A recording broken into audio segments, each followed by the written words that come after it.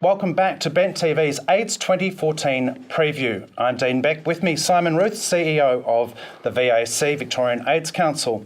I spoke to Lord Mayor Robert Doyle only a few days ago, and he was launching the cultural program for AIDS 2014. It's a huge array of events that's coinciding with the world's largest science and medical conference here in Melbourne in just a week's time.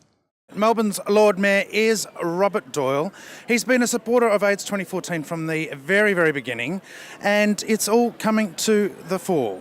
Look, we're approaching July. It seems a long time ago. 2 years ago, we decided this was the conference we had to have in Melbourne, and we also determined not just the conference, important though it is in world terms, we wanted a cultural program that wrapped around that conference that was unlike anything else that the world has seen. And I'm very proud of the hard work that's been done by so many people to make this happen in Melbourne in July. Lord Mayor, why is it so important for Melbourne to have this? I know that to an extent we had to pick up the pieces because it was going to go elsewhere, and then you thought, well, we'll step in and take it because someone else wasn't going to be able to do it right. Well, I can tell you it was a pretty hot competition. The Southern Hemisphere is a long way to come.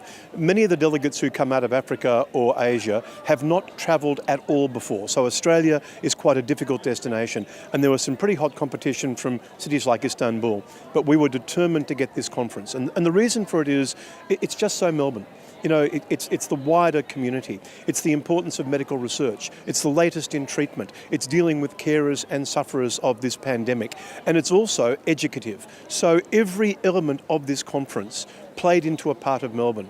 But we also wanted to show this huge number of delegates, well over 14,000 delegates, our beautiful city, and show them we're a diverse, open, welcoming city and make them remember Melbourne. And I'm determined that we will do that. You know, we will see 45 of our beautiful, iconic buildings turned red for the duration of the conference, just to paint the town red.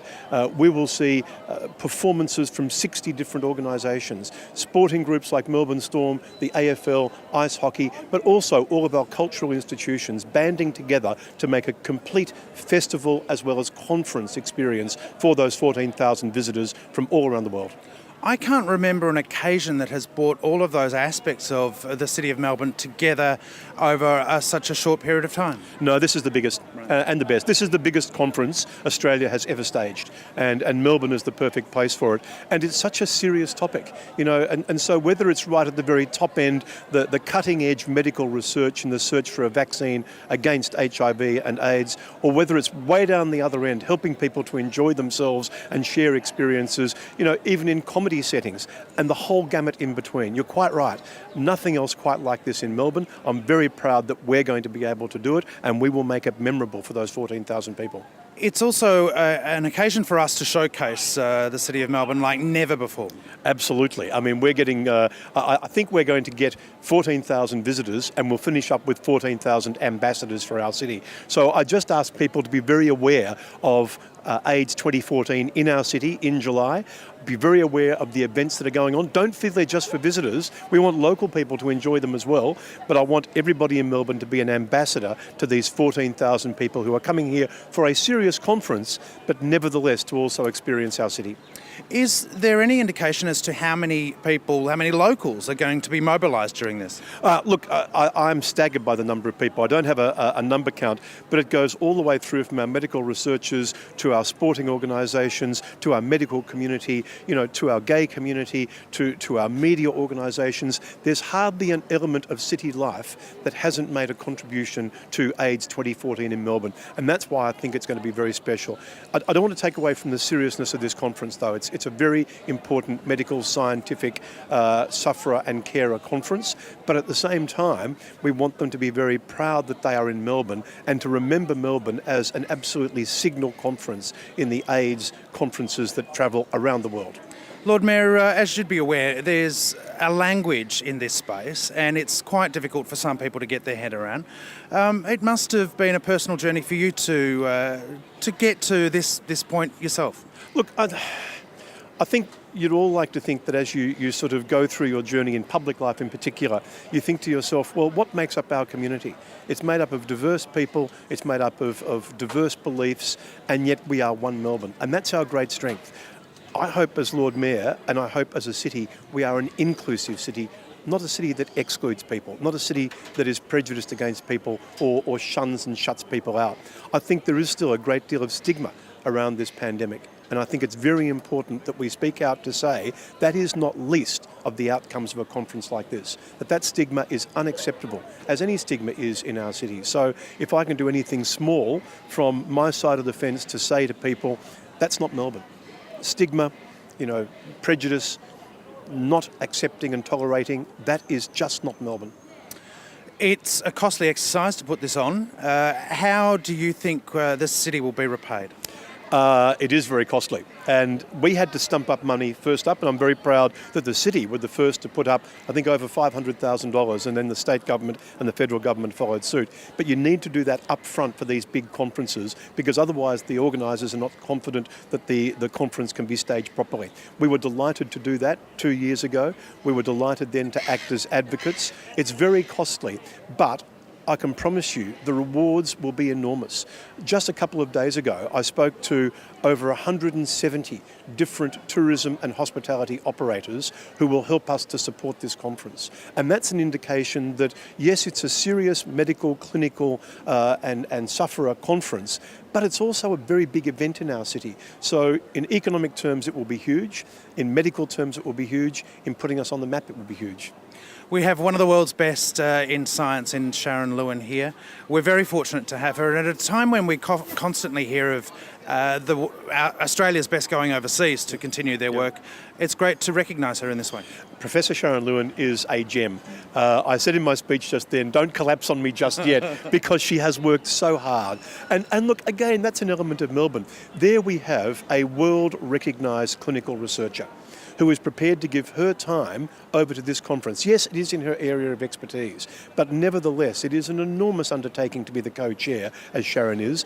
I think she's done a remarkable job, an absolutely remarkable job, and I cannot thank her enough for the energy that she has brought to making sure this conference will be a success, not just at that medical research, scientific, clinical end, all the way through, right through to the cultural program as well. She's a gem. Well, Lord Mayor, your energy in this space is infectious as well, and we thank you very much for your time today. A great pleasure. That was our Lord Mayor Robert Doyle launching the cultural program for AIDS 2014.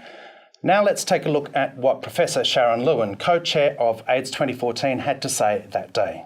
Professor Sharon Lewin is co-chair of AIDS 2014, the largest scientific conference ever to come to Australia. Sharon, it's just about at the pointy end. You must be very happy with how it's come together. Yeah, very, very excited. It's been the culmination of 2.5 years' work, and we're 6 weeks out. The program's looking fantastic. Science, leadership and community programs. The cultural program that was launched today gives you an indication of what an impact the conference is going to have on the city, and very happy. I spoke with some of your fellow organising committee a few months back, and they said to me very clearly that this was the best interaction of a city that they've ever seen before at an AIDS conference. Why so? I agree. There's a few AIDS conferences that stand out in my mind of engagement of the city. I think Melbourne just takes that sort of stuff really seriously. I think the openness and inclusiveness of Melbourne, the fact that culture is so important and HIV's had such a big impact on those communities. The fact that we are having this conference in the middle of winter, we've got to make it attractive for some people. All the Europeans and Americans are in their summer holiday. There's been a bit of resistance around that, so we really want to make it a great experience for people, even though it's in their summer holidays. And a great experience for Melbourne as well. We've spoken to the Lord Mayor about that. I guess I want to know from you, from a science point of view, what are you looking forward to on that front? Well, the science point of view, the conference is going to talk about the big issues that are facing science in HIV, and I think we are extremely, we enjoy the great successes of science currently with antiretroviral therapy, but we've got still many other scientific challenges ahead of us, and they include the long-term complications of antiretroviral therapy, the need for a cure, the need for a vaccine, how to roll out prevention strategies. We've got a number of ways to prevent HIV through PrEP, pre-exposure prophylaxis, through treatment, through circumcision, how best to implement some of those prevention strategies, and then a whole lot of stuff around operational research. You know, we enjoy excellent healthcare here in Australia. We know that access to antiretroviral therapy is there for everyone with HIV and will be there lifelong. Many other countries are really facing major challenges in delivering long-term treatment. And so, you know, the scientific program will cover all of those areas.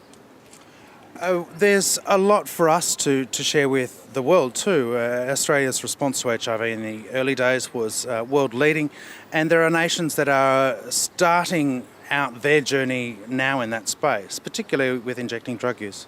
Yeah, I think you know, it's an area that we sometimes forget in Australia, that because of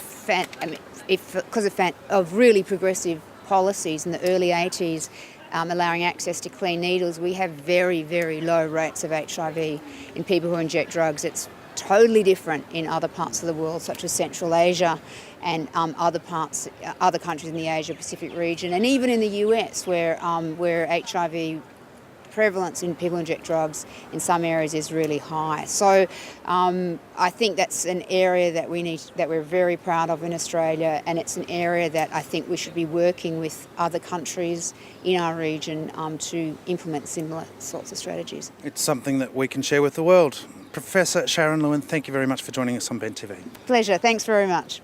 That was Professor Sharon Lewin at the cultural launch of the AIDS 2014 program only a week or so ago. AIDS 2014, the world's largest scientific and medical conference, will be here in Melbourne in just a week's time. When we come back from the break, Simon Ruth will join us and we will find out what his hopes are for this conference.